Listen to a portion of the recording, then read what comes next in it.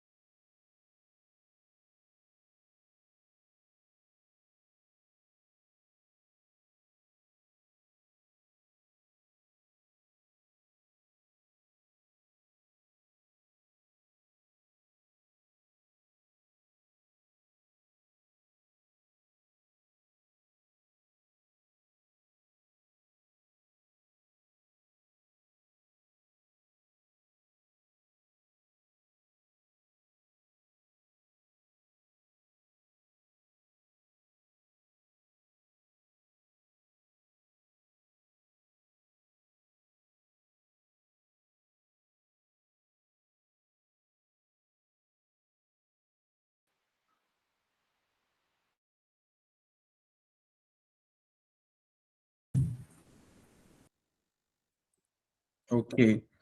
So, good evening, everyone, and welcome to today's highly anticipated webinar. Um, my name is Ayomide Oyedele, and I'm the founder of Cyber Vigil University, Cyber Vigil Hub. And it's a true pleasure to host this session with every one of us, from various corners of the world.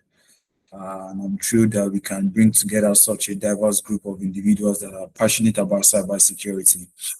So, of course, today's topic is one of a critical importance, which is ransomware as a service. And of course, ransomware continues to pose a significant threat to our digital landscapes, and understanding its mechanisms and countermeasures is something that's crucial for anyone that is involved in cybersecurity. So over the next 19 minutes thereabout, we'll be going deeper into the topic, ransomware as a service, to discuss its implications and also to explore strategies, to protect against it. But before we get into that, I would like to introduce my co-host for today's session, which is Miss Adesola. So Adesola is a seasoned cybersecurity professional with years of experience in this industry. And of course, our insight and expertise will also be invaluable as we, go through this subject matter together. So Adesola, this is me welcoming you and thanking you for joining us today, and also for your continued dedication in this field of cybersecurity. I'm also delighted to introduce my friend and colleague, Mr. Mian.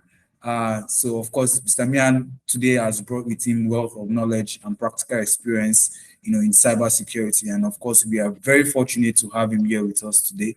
And I can assure you that his contributions will undoubtedly enhance our discussions and provide us with very, um, valuable perspectives. Now, throughout this webinar, I'm going to encourage everyone to engage as actively as possible, or engage God, actively no. as possible.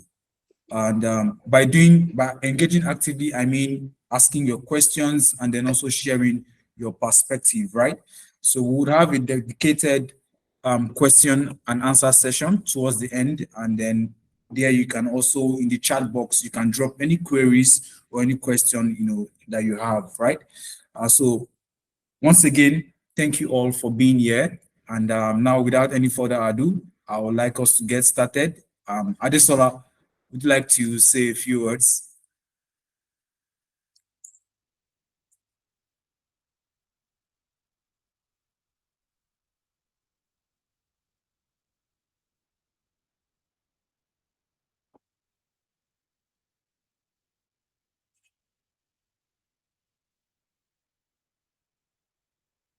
Okay, I think we lost Adesola there.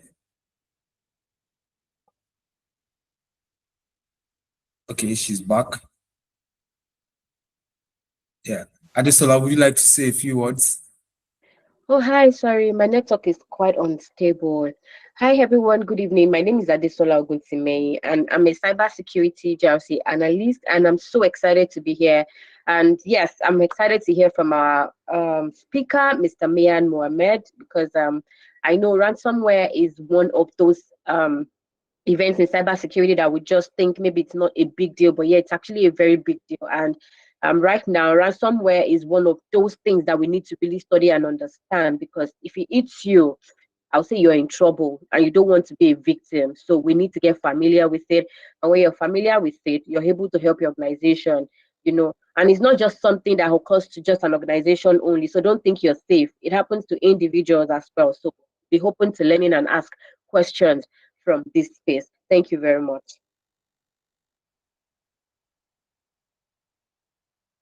Okay, thank you so much for that introduction speech. So I would also like you to do the honors of inviting our speaker to the stage, Adesola. Okay. So a little thing about our speaker is, actually, it's my pleasure to introduce him. His name is Mian Mohammed. Mian is not only a distinguished cybersecurity student, but also the president of Student Council at Cotton University, Dubai. Yeah, this is my first time meeting someone from there. Yeah. So his expertise in cybersecurity is complemented by a strong interest in digital marketing, which allows him to bring a unique and multifaceted perspective to the field. So Mian's leadership skill and dedication to excellence are evident in his numerous accomplishments, including his active role in cybersecurity forum initiative, and his successful tenure as a digital communication officer. His commitment to both technology and leadership makes him an asset to any team and a trusted voice in the security community.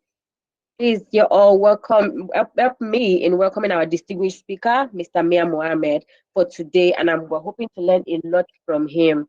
Welcome, Mr. Mian. Thank you very much. Thank you very much for that warm welcome and introduction. Yeah, thank you very much for that. That was really nice.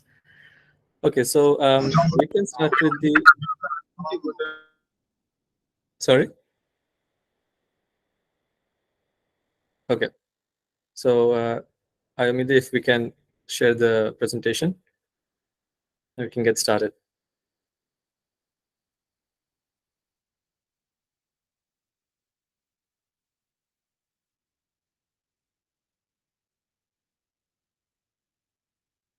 Yes, sir. Okay, just give me 1 second, right? Yeah, While sure. you do that.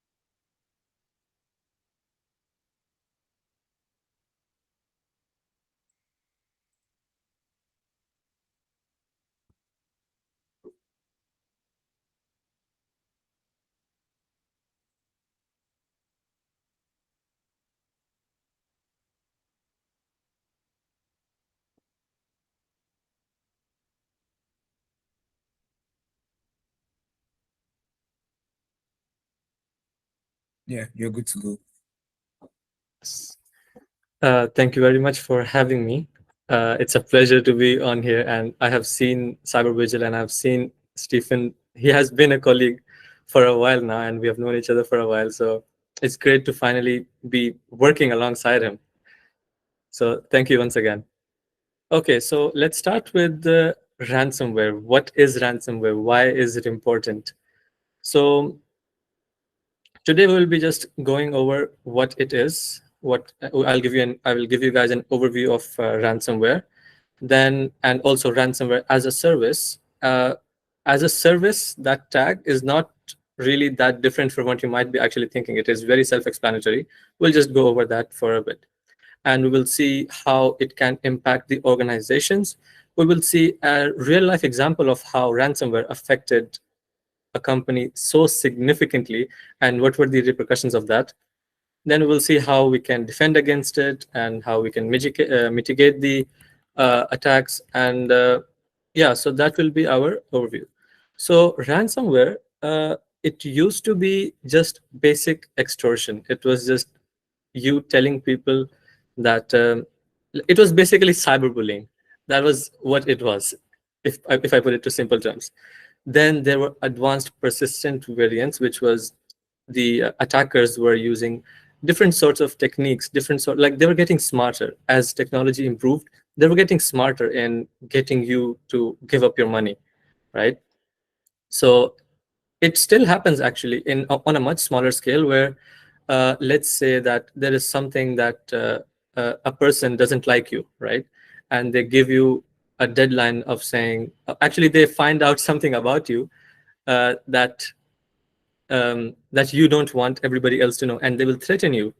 They will blackmail you into keeping that. And then basically it's all that. It's real life stuff but applied into cyberspace.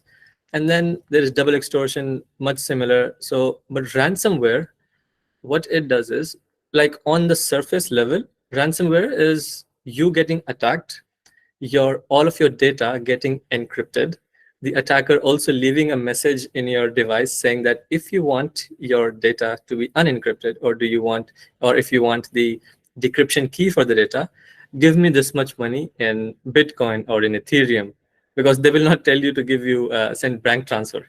That way they can be traced back. So they will ask you to send everything on a wallet address. Could be Binance, could be ICX, could be anything. So that is how ransomware typically works. Next, the average amount of demand from the attackers, as you can see on the screen, it starts from $170,000 and it goes to $40 million. And the amount that was paid by the case study that we're going to be looking at is somewhere similar around that. So I will tell you a story that I faced before we actually go to the case study. I was asked 4 Bitcoins in ransomware, and that is not a small amount. I was still a student. I just finished high school, and I had a lot of free time on my hand, and I wanted to learn new skills. So I thought maybe I'll learn visual editing. I would learn visual effects, and in order to learn visual effects, I needed to download a software which was called Adobe After Effects. So what I did, you guys should not be doing. I went to a pirated website, which was I searched on Google Adobe After Effects for free download. And I clicked on the first link. I went on the first link, and the website looked fine. It had other links on it, it had other softwares on it. I had never used this website before, but it placed first on my Google search, which means this website was real, right? At least that's what I thought. I downloaded the software. I downloaded an executable file from the website, and in the README part of the file, it said disable all your antivirus. So to myself, I thought, oh, this is a common practice for pirated software, right? You need, if when you want to install a crack, the antivirus deletes the crack file. So I said, okay, fine, whatever. I deleted, I disabled my antivirus, I disabled my Windows security, and I installed whatever I downloaded. And after a while, I saw a couple of CMD screens popping in, and I'm like, oh God, I am in trouble. So I went into my files and I quickly went through. I quickly actually disconnected everything that was connected to my CPU. I had a hard drive connected, so I quickly disconnected that as soon as I saw the CMD pop up. What I later found out that none of my programs were working. Everything that I installed on my C drive, that was working. Everything that I had in my partition, that was all encrypted. Every single thing. Everything was, for example, let's say there is a file called, let's take an Excel file, slsx, right? So file.slsx.aeur. So .aeur was the actual encrypted format. So you cannot open .aeur. There is nothing available online that can open AEUR. So AEUR works similar to RAR or zip, right? So zip files, you cannot view zip files. You cannot see the contents of zip files unless you have an extraction tool. That extraction tool will piece together all the information from that zip file and show it to you what it is. So .aeur was the encrypted format of the file. That is basically how every single ransomware attack goes. I'm just giving you what I faced. So that was .aeur. Now, I thought that all my files were converted to .aeur. So I did some research, right? And I went on to Google and I saw what is .aeur. And then I found out that it's a type of ransomware attack. It is called AEUR ransomware attack. So I thought to myself, now what can I do? Because once the file is encrypted, you cannot decrypt the file without the decryption key. So I went into my folders. I went to check if my files were safe. My files were not safe. All of my files were encrypted. All of my files were lost. I lost a lot of data that day, and I was very sad for a whole week. So every single folder in my partition, it had a text file. That text file was the only thing which was not encrypted. And that text file had a huge message on it. Okay, I will get back to that. That it had a huge message on it. It said, don't worry, your data is safe. And there was a lot of other random information on it. And then at the end, it said, if you want your data back, pay us 4 Bitcoins to this wallet address, and we will give you the decryption key along with the software of how to decrypt it. And like everything, we will give you everything back. And I was like, I don't have that kind of money. I barely have a few dirhams in my pocket, right? So I was still a kid. I was 16, I believe, 16 or 17. So I went to Google and did a lot more research on how this virus works, how this ransomware attack works. And what I found out was it doesn't encrypt the file. What it does is it uploads the file to a cloud platform. It encrypts it there, and then it sends it back to my PC. But while it is uploading it there, it is also deleting my file. So it first uploads the file and then it deletes it. So I thought, okay, what if I find that cloud platform? But then I realized that is too difficult currently. I disabled everything that was running in my background. I ran uh, threat scans, and I had about 700 threat detections. I had 700 viruses on my PC. It was a mess. Okay, but in the end, I was able to recover my some of my files because I learned how to undelete the files that were deleted by the virus. So that day I found out how easy it was to recover deleted files. So you win some, you lose some, right? And I actually have a drive in my bag right now which has the files which I could not recover. So I still keep them with me in case one day I am skilled enough to somehow decrypt the files, right? Because the files were really important and I just could not delete them, even though I could not access them. So yeah, that is what I faced. So all the other ransomware attacks, they they go to through the same stages. First, they make you lose access to your important files. Then they ask you money. Then they make sure that they cannot be traced, because if they get traced, then they're gonna be caught. And then if you pay them, they get you your money back, or they don't give you your stuff back. That if and they say, "Oh, you want your stuff back, right? Give me more money." Because now you have showed them that you're willing to pay, and if you have paid this much you will pay more. So some people do that as well. So we can go to the next slide, and we can see what next is Yeah, there. I mean, me and yeah, I'll go to the next slide, but all through our discussions, man, you have never mentioned this to me. Come on. I was Wow, saving but, it for something like this. oh, wow, wow, wow, bro. Wow, wow, interesting.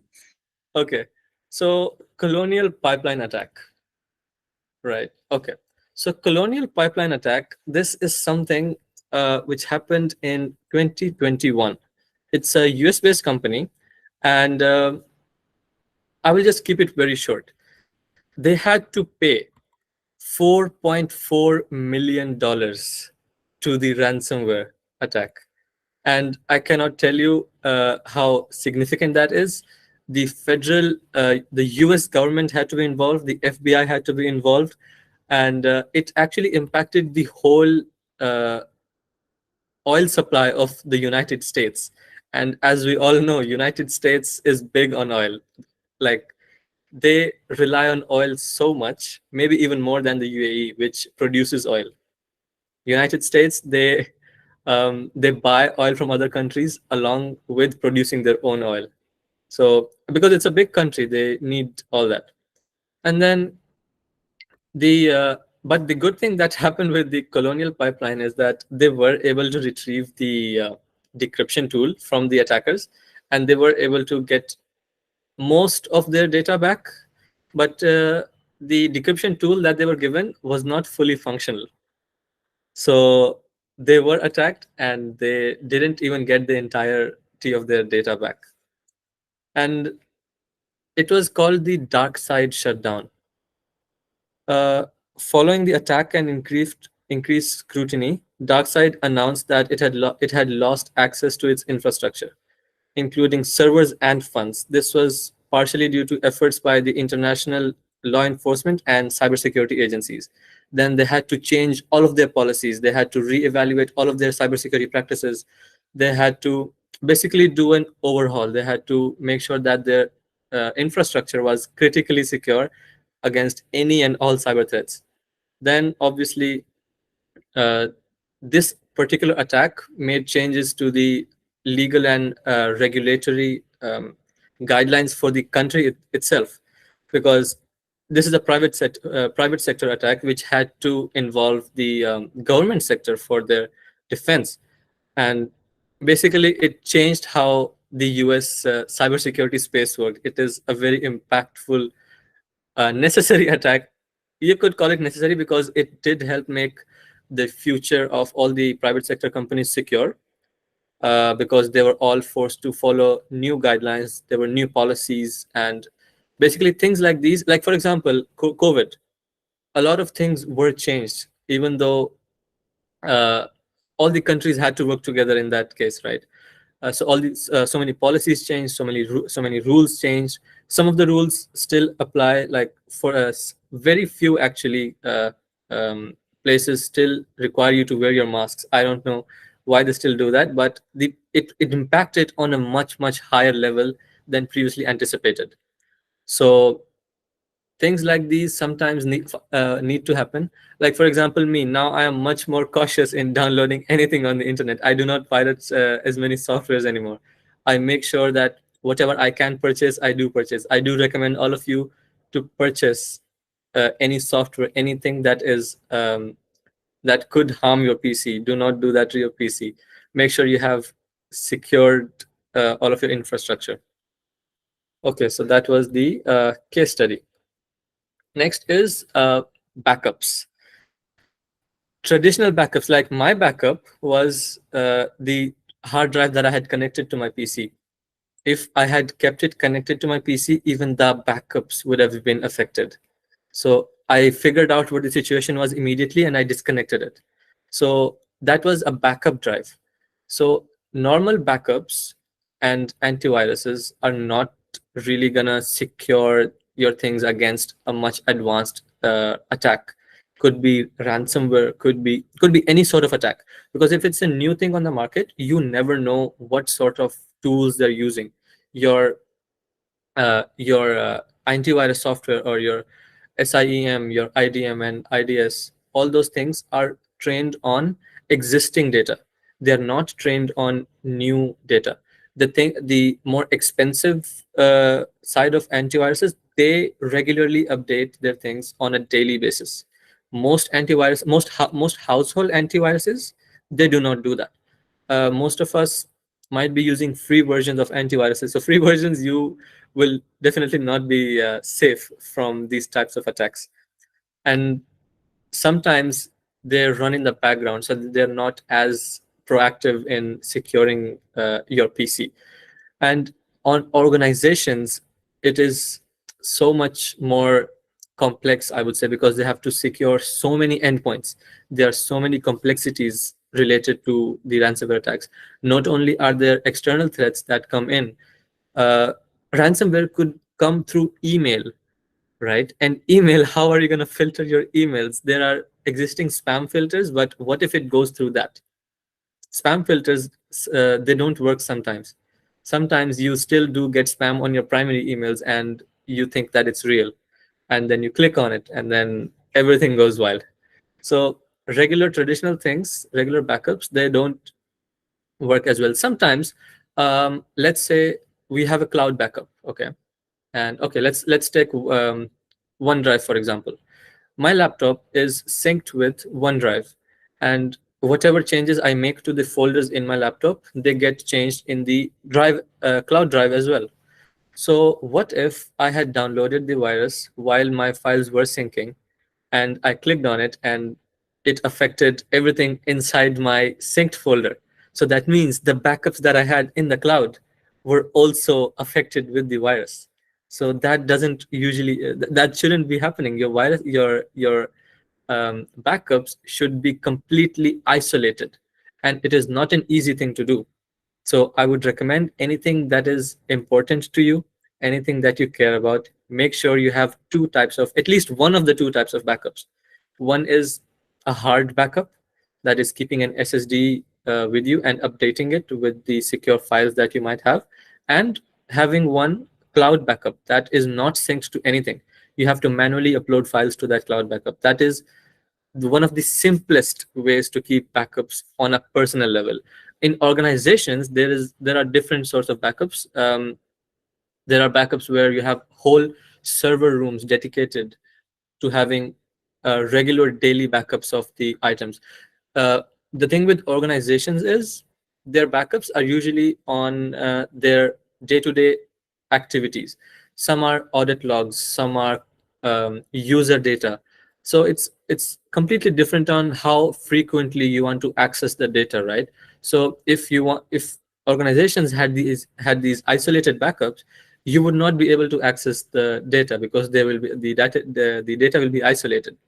So in that situation, it's a whole different type of backing up and antivirus softwares that you need to use. So organizations, they use a completely different set of enterprise software. And enterprise software is extremely expensive.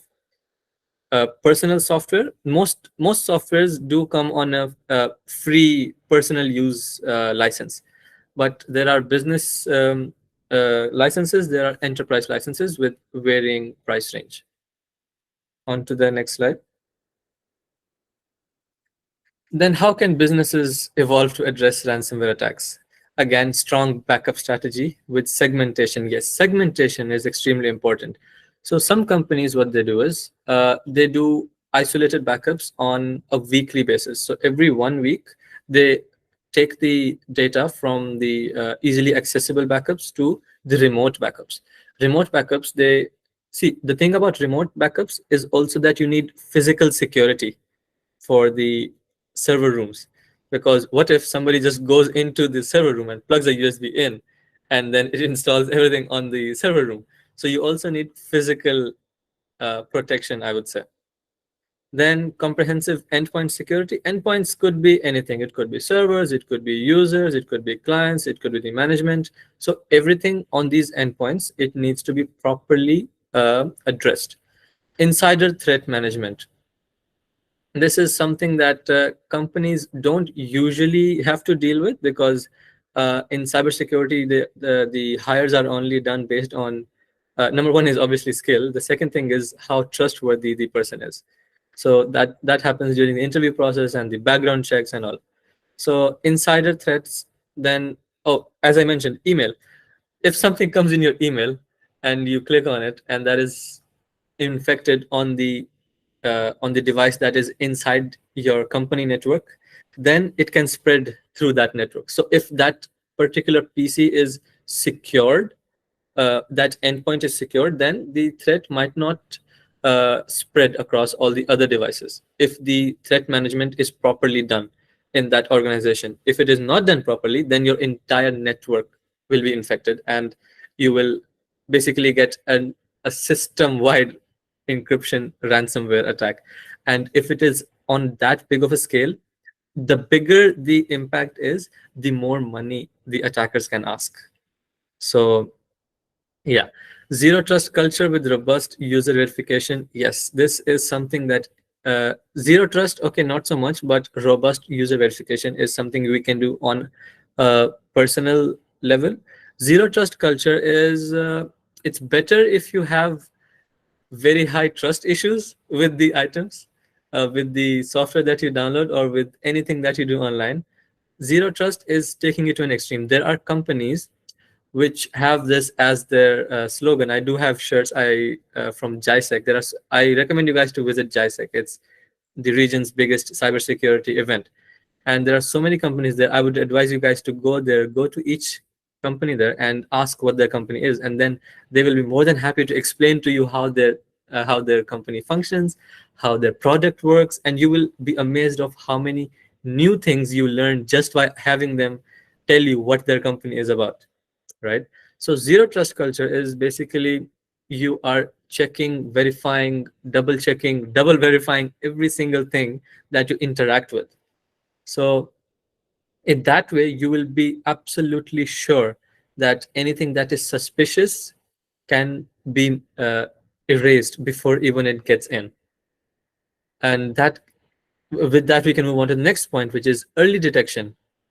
Early detection can happen through IDS, intrusion detection systems. These systems, they have signatures of previously known attacks, and they will match those signatures. They will match those types of pattern and behavior and all sorts of things. And it will tell you that, okay, this is the type of attack that I have recognized. This is what you can do for it. Then IDS sends it to IDM. IDM? Intrusion, IPS, sorry, not IDM. IDS sends it to IPM, that is intrusion prevention system. So IDS says, okay, I have recognized this attack. Then IPS is intrusion prevention system. And then this deletes whatever that is. So sometimes the higher complexity of attacks, they get through this layer. This is the early detection layer. When it gets through this layer, that's when the pattern recognition kicks in. So if it sees that, okay, this my device is only running Chrome, why is my RAM so high?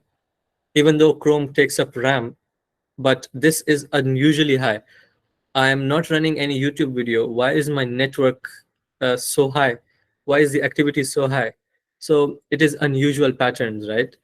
And then it will tell you, these are unusual patterns. Go see what is up. Go see if any unusual activity is happening.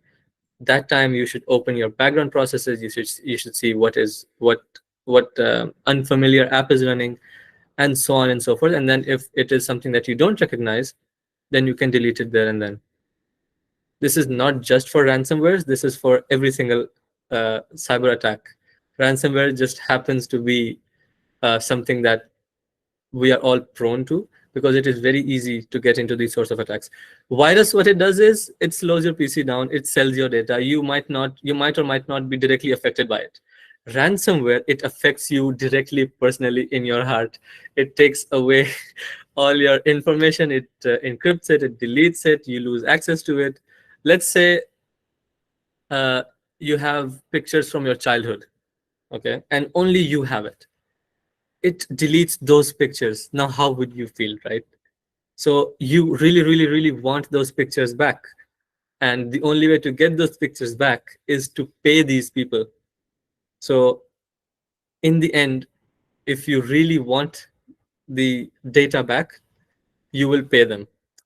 And some people get money from other people to do it as a service. So I will create a whole company, okay, which does ransomware attacks on people, and I will get a cut of whatever the victim pays. That is how the ransomware as a service works. So 85% of security professionals believe ransomware is the biggest cyber threat to SMBs. I also agree with this statement, because ransomware is very easy to do. All you have to do is double click. Once you double click on a particular piece of code, it is game over. You cannot do anything to stop it other than unplugging your PC immediately as you double click it. And that cannot happen, because you cannot know if it is ransomware or not. On the surface, it will look completely believable. It will look a legitimate file. It will look real, but you don't know until you install it, right? So I agree with this statement. And what we can do is to mitigate these sorts of attacks is, number one, educating ourselves. That is what we are all doing right here, right now. If we don't know what to defend against, we don't know how to defend against it. So that, number one, is education. Number two is, again, education. Not only you educate yourself, you educate the people around you, so that it does not spread. Because as I said before, it can spread through a network. If you're on the same network, it is very easy to transfer it across networks. So then is training, then is practice. uh, it's actually not that different. You basically learn a lot more of how to deal with these sorts of situations, how to properly do incident handling. If you are hit with the attack, what should be your first step? Then another thing that must be done, even if you are hit or not hit with ransomware, is create proper backups. Creating backups, because ransomware, it mainly targets the availability. I'm not sure if you guys have heard of CIA, confidentiality, integrity, availability. So it targets the availability of data. The data, they take away the availability, they take away you being able to use your PC, they take away the company's infrastructure's stability, they take away the client's accessibility to the system, they target companies' loss in money because they cannot provide the service properly, because they are hit with ransomware. And in order to get back on track for the company, they need to get their infrastructure back running, they need to get the data back on track. And sometimes what also happens is, The ransomware attackers, they steal data from the company. They don't encrypt it, they just steal it. And then they say that we're gonna leak this data to the public domain for everybody to be able to see it publicly. That can impact the company's reputation, and reputation can also definitely impact the company's overall sales. So when that happens, the company does not want that to happen. They will obviously want their data to be deleted from the attackers' devices. So then they have to pay a ransomware. They have to pay a ransom to the attackers. And then the attackers will say, okay, we have received this much money and we're going to delete this much data from our end, so that so we will not release this data to the public. And this transaction usually goes honestly. So the attackers, they delete the data from their end, and the company, they get to keep their reputation, because the attackers, they don't want to be that deeply involved into a big company, because then the company will involve the government agencies if it persists, and then the company can go public with what has happened, what the data breach has happened. So the attackers, they might not really want that type of headache, because they've got their money. They can attack other companies now. So they've got their money and they will not really want to be more involved in it. They will just like want to push it away, disassociate with it, and go on. Next thing is, what is the next thing? What are the key solution capabilities? Now, one thing I mentioned before is having regular daily updates of the database of the attacks, having the proper up-to-date signatures of the attacks, of the viruses, of the piece of code. So ransomware means the piece of software that contains the device that can be used to get ransom. That is the literal definition of ransomware. So that where part, that is the piece of code in that software. So and it so let's take the simple encryption, for example. Now ransomware is, for me, it was .AEUR, right? Now .AEUR is now a commonly known ransomware attack. It's available online. You guys can go and search it up. It's there are other variants of this, but usually it is AE something. So .AEUR, when it's now it's available online, so most antiviruses, they know what .AEUR is. So if you download .AEUR, it will say it is a ransomware, don't download it, because it is up to date with the piece of code that this encryption software has. So it will tell you not to download. And the similar thing will happen with newer ransomware attacks. So if it is daily updated or weekly at least, it is up to date with the current trending attacks, then you should be good to go. You should be safe, because it is highly unlikely that you're going to be hit with the attack on the first day it was created. So if it is created already, there are chances that it's available online and people have complained about it, and the antivirus software companies have already updated their databases to match the same signatures of the attacks. And then encryption interception capabilities. So when the data is being encrypted, your antivirus software, let's say that the signature were not available online, okay, and it is not in your antivirus. Now the antivirus can see that your data is being encrypted. And why is it being encrypted when you are not telling it to encrypt it, right? So the antivirus, if it's a good antivirus, it will understand that you do not want this encryption, so it will stop it, and then it will tell you that this is happening in the background, do something about it. Then next thing is safe backup storage. As already mentioned before, have proper backups which are completely isolated and do not interact with the main world. You know how you go to the zoo and there are two doors to certain cages.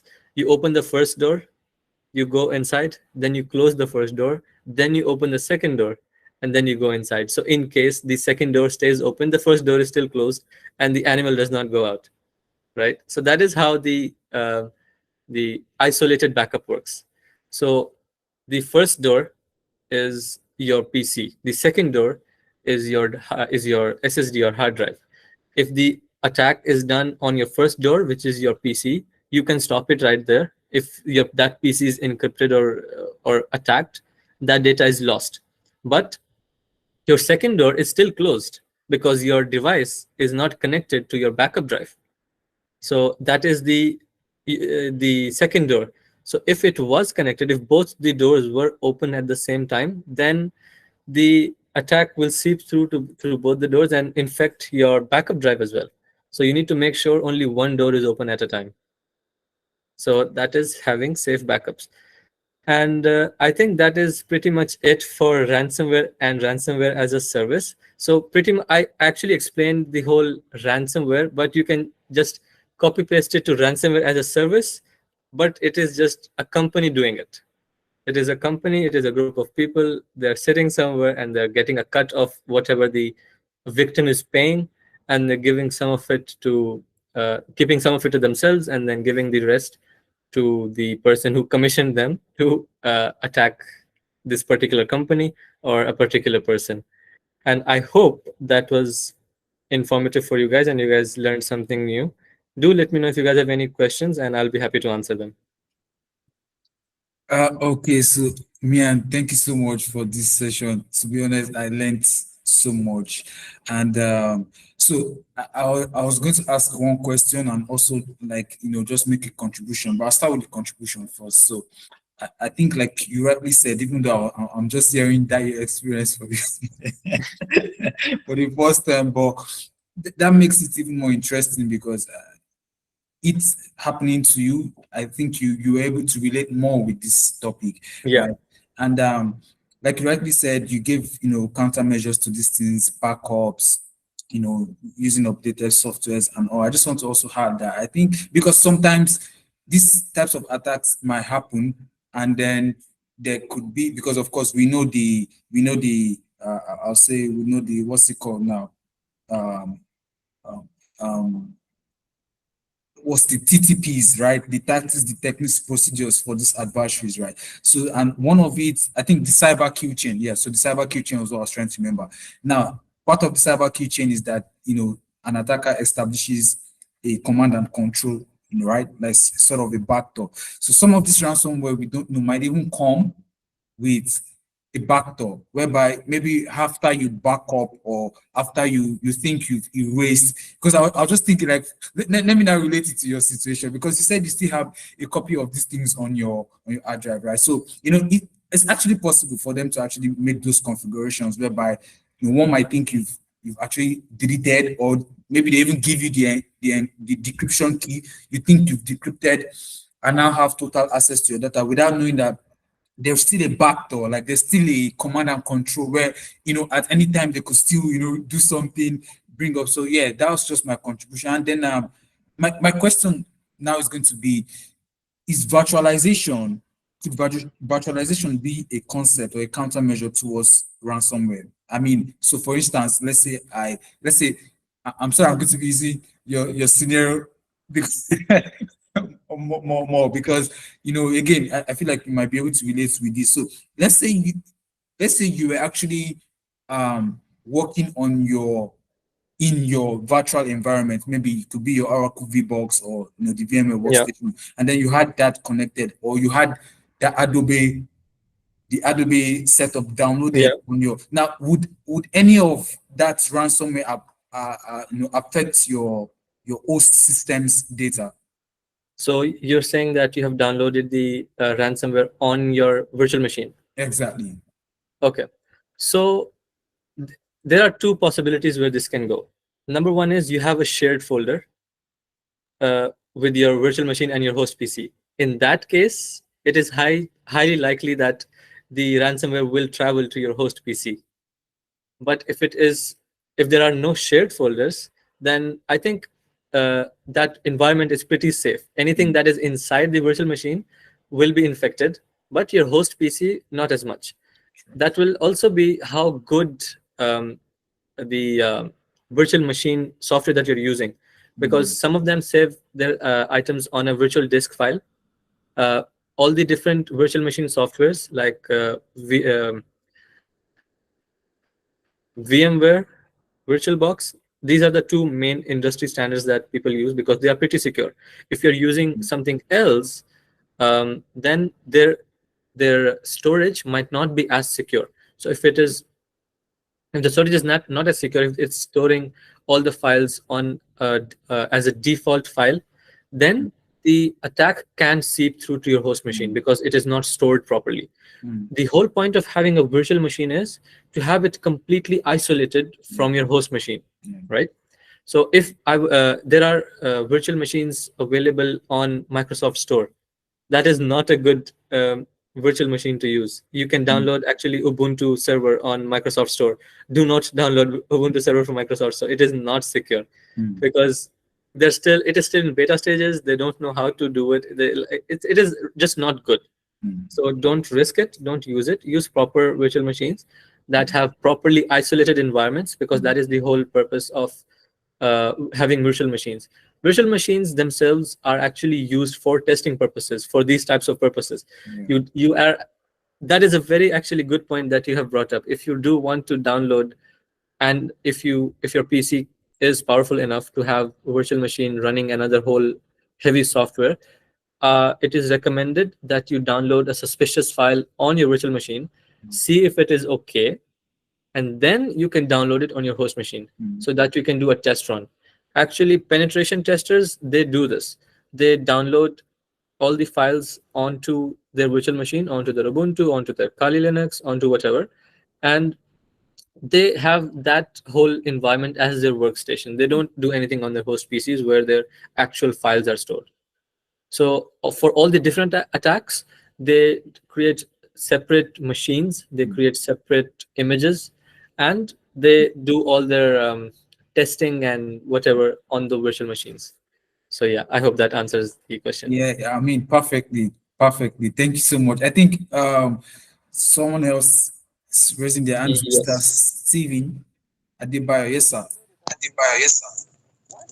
All right, good evening, everyone. I want to appreciate you for organizing this webinar, and to Mian, a very wonderful exposition to Thank you very much. presentation we had tonight.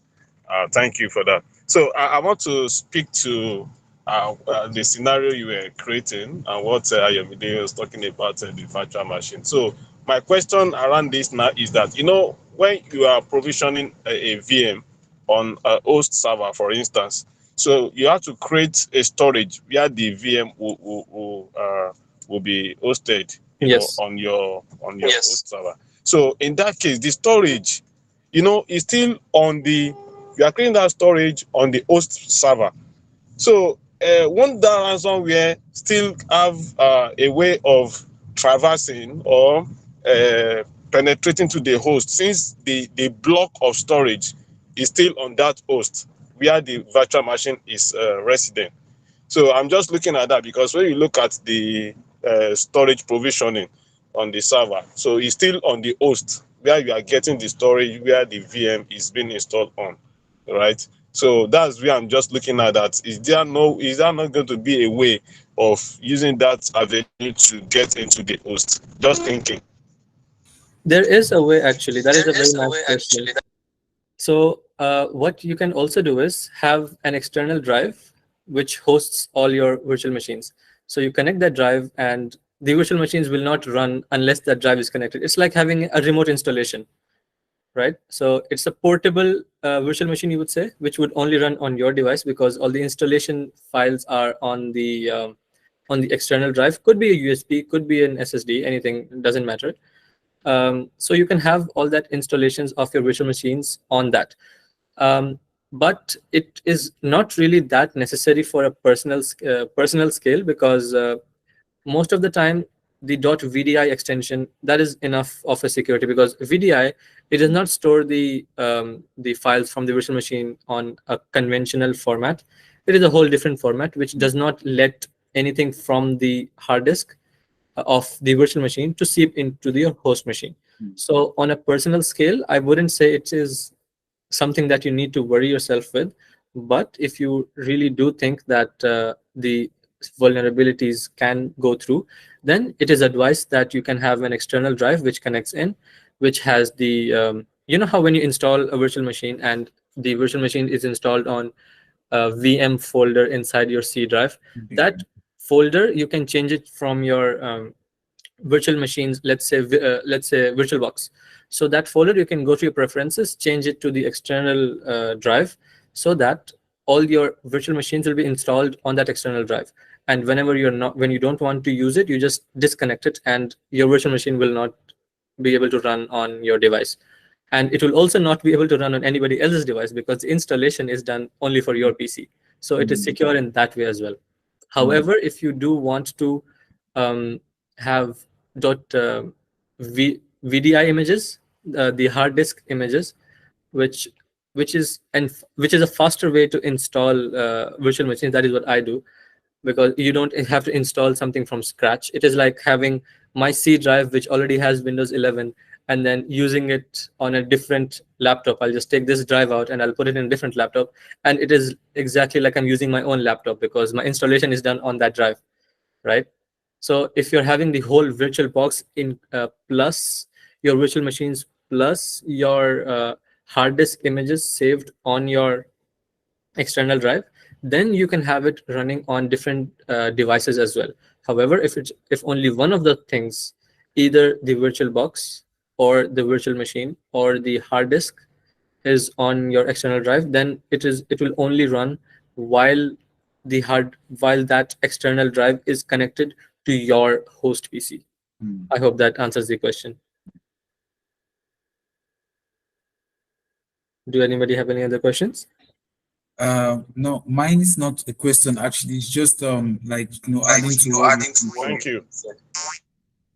No yeah. worries. So it's just adding to what you said, because again, that's the whole point of virtualization. And one thing that I learned from what you said was the segmentation aspects, right? So that means nothing has to be connected to the live system. So if you're saying you're having a backup, let's say you have an hot site or a warm site, we have this hot, cold side, warm side. So if you're having any type of site backups, they have to be independent, like they have to be isolated. Yes. And yes, so that actually that actually makes sense. So I mean, for me, right, I have really learned a lot from today's webinar. Thank you so much, Mr. Mian. I don't know Thank you if very there much for having me. thank you so much. Yeah. Any other questions before we before we round it up? Anyone else has a question can indicate by raising your hand. Okay, so I guess there are no much questions. So yeah, but again, I would like to hear from the co-host, Adesola. I don't know if do you have any words, anything to say?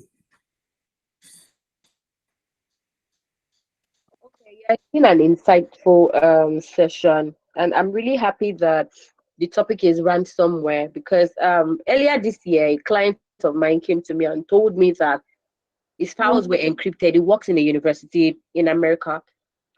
So he said his files were encrypted, and he told me they sent him a mail. And I'm like, what mail did they send to you? And he sent me a screenshot of what they sent to him, and I read through it, and it was very funny. And I'm like, so what are we going to? Because that's my first encounter. I'm like, how much are they asking you to pay? He told me how much they were asking him to pay, and I told him it was very eager, because the files encrypted belongs to the school. They were student files. So I was like, how am I going to tell them now that he's been hit by a ransomware? He would lose his job. So I'm like, okay, you know what? The very first thing is that you don't pay, because the moment you pay, the files are still going to go. You're going to lose these files again. So now I looked at the mail they sent. I scanned through the mails. We did the analyzing of the mails and everything that they were sending. And they warned him at the end of the mail. They said, don't try to change encrypted files by yourself. If you would try to use any third-party software for restoring your data or antivirus solution, please make a backup for all encrypted files. Any changes in encrypted files may entail damage of the private key, and as a result, the loss of all data. So they have the keys to encrypt this file and decrypt the file anyhow they want. And the thing is that once they encrypt it, they might probably not give it back to you again.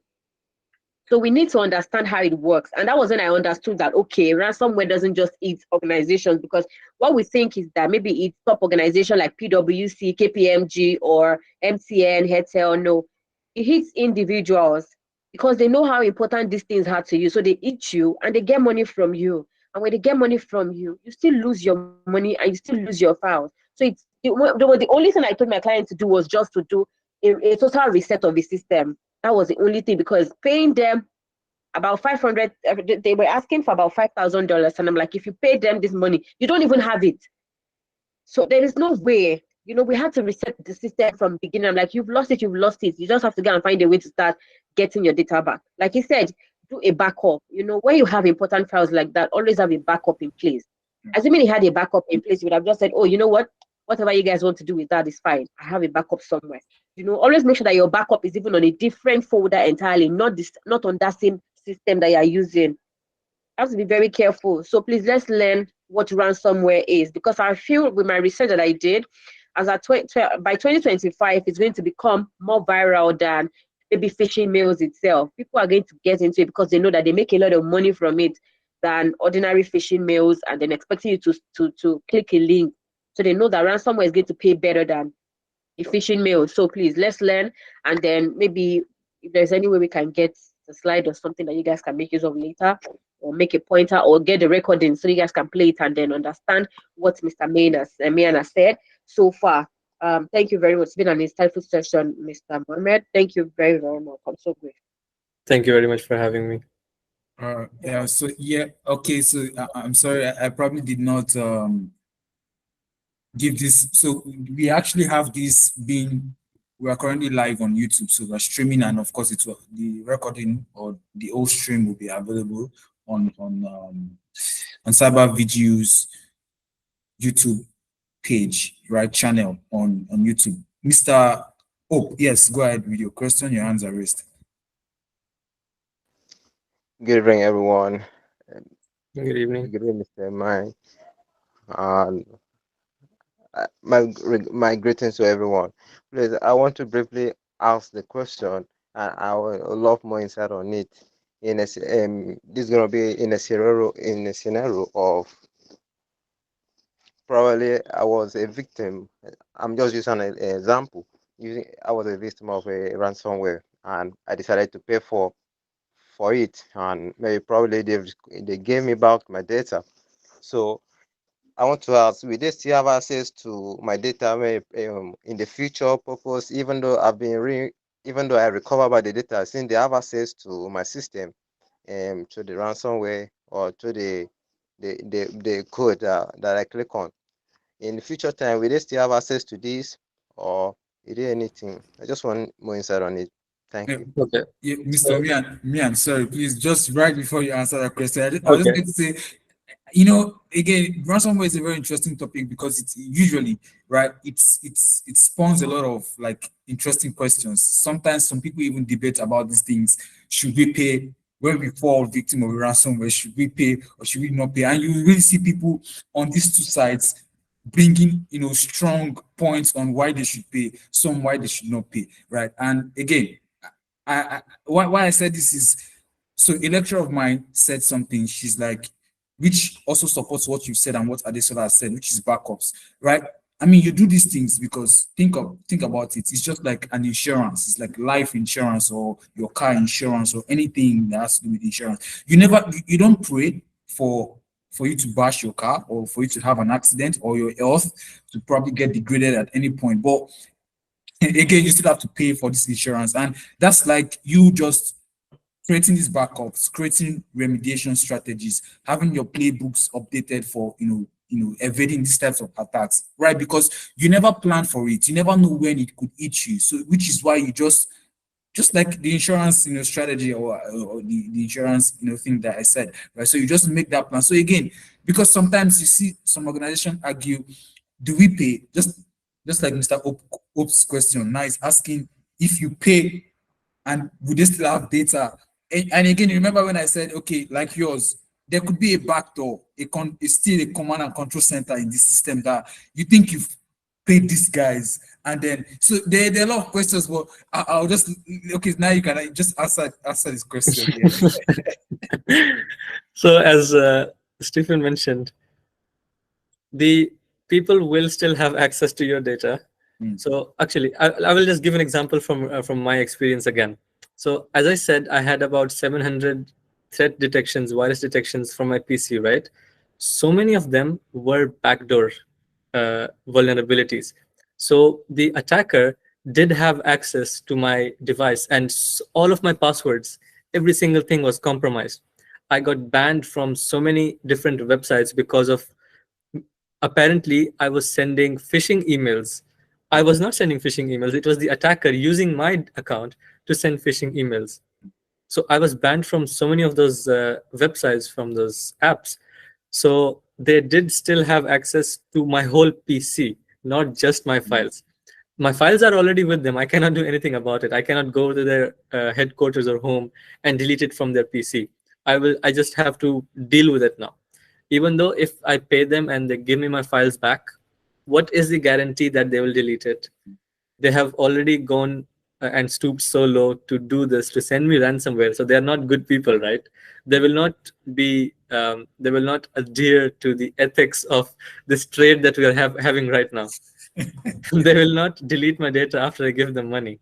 They will have access to your data. Access to your PC, it will depend.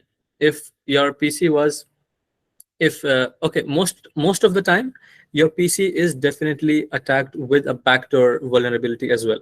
They will have access to your PC. So the best thing to do in that scenario is to disconnect your network, your PC's network. If it's wired or wireless, just disconnect it. If it has a network card, take the network card out. Scan your PC for viruses multiple times. If it says zero, don't believe it. Scan it again. Because sometimes some viruses, they stay dormant until maybe a week, and then they show up.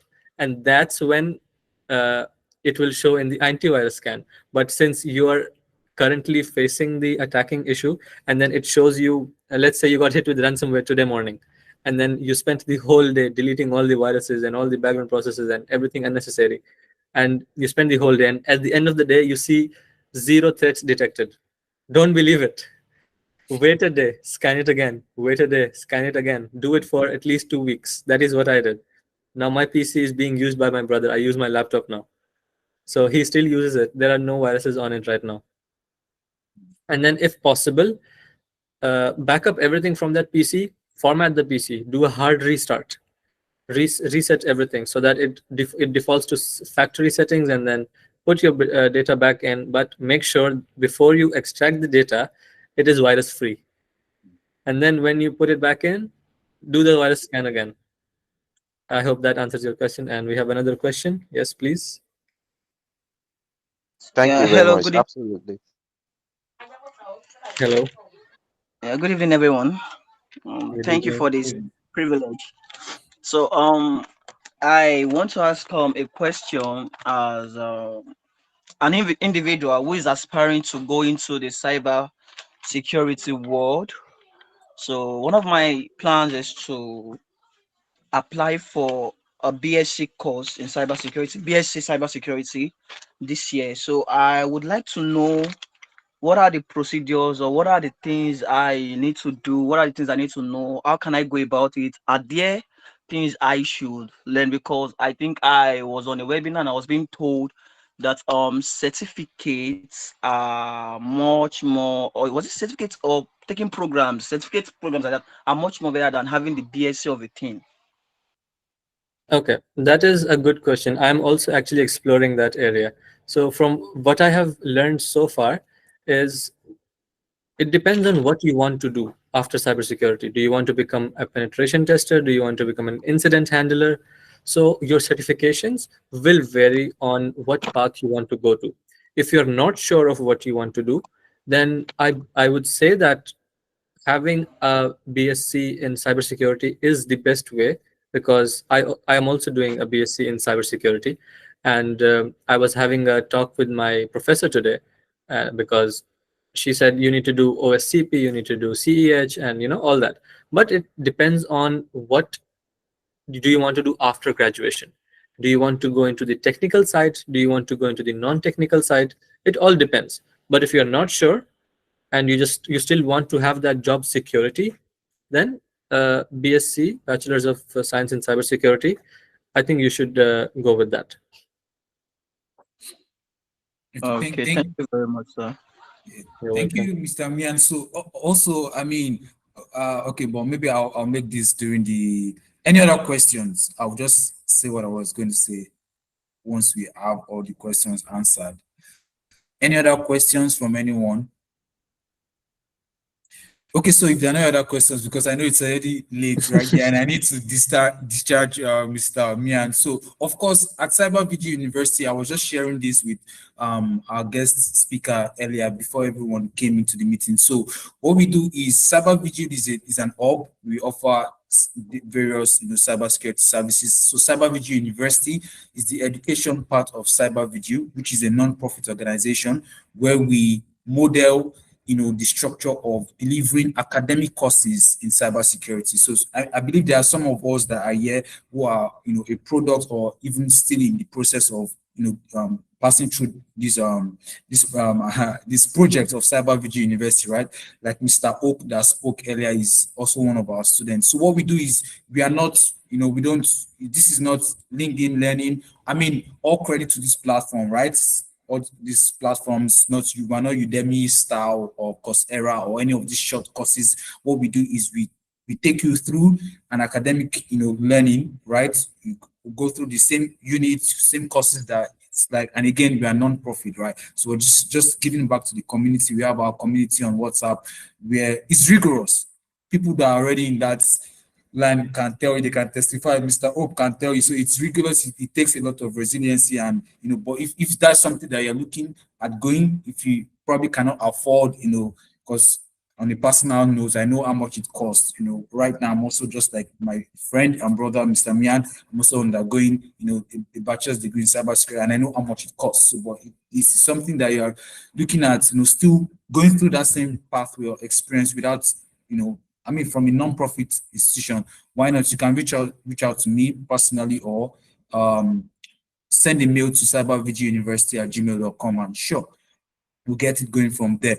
So yeah, with that being said, I don't know if there are any final notes from Mr. Mian Mohammed before we wrap it up for today. Thank you so much, brother. I'm so grateful. Thank you so much for being here.